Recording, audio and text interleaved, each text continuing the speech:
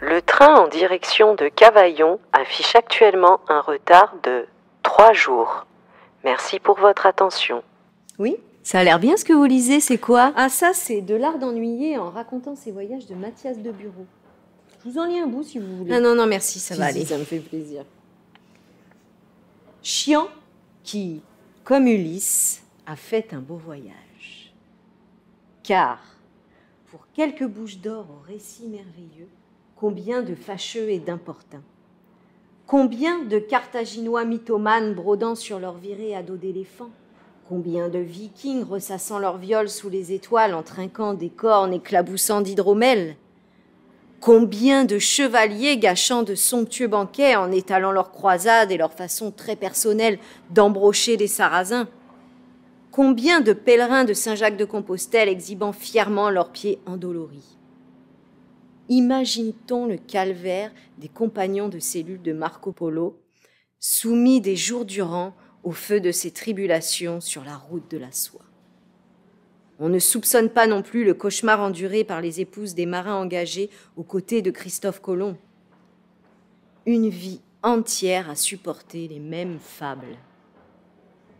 Au XIXe siècle, le récit oral se gâte encore avec l'essor du voyage d'agrément et la naissance du tourisme. On ne voyage plus pour découvrir, mais pour visiter.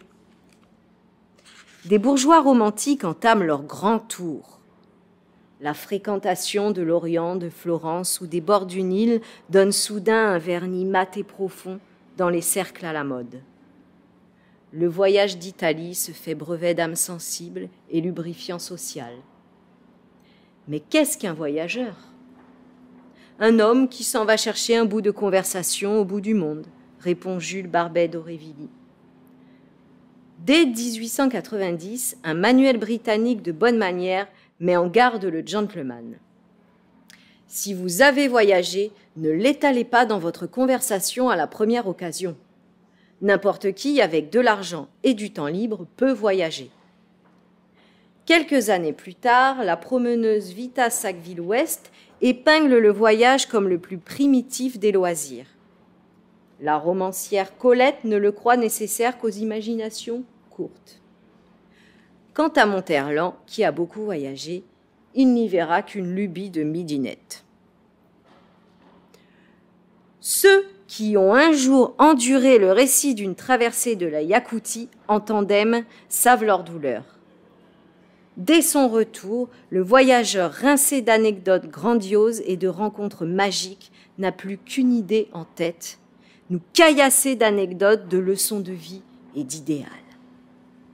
Il peindra les plus beaux et les plus lointains Éden. Le rendez-vous sera le même. Boring, boring. Le voyageur dispose d'une inépuisable pharmacopée, mais rien n'est prévu pour nous immuniser contre les récits de voyage. Il faudrait imposer une mise en quarantaine au voyageur qui revient, tout au moins une douzaine d'heures en cellule de dégrisement. À quoi bon ? Des mois, des années plus tard, il ne perdra jamais une occasion de se souvenir. L'évocation de son odyssée est un feu de cheminée perpétuel. Ça vous a plu ?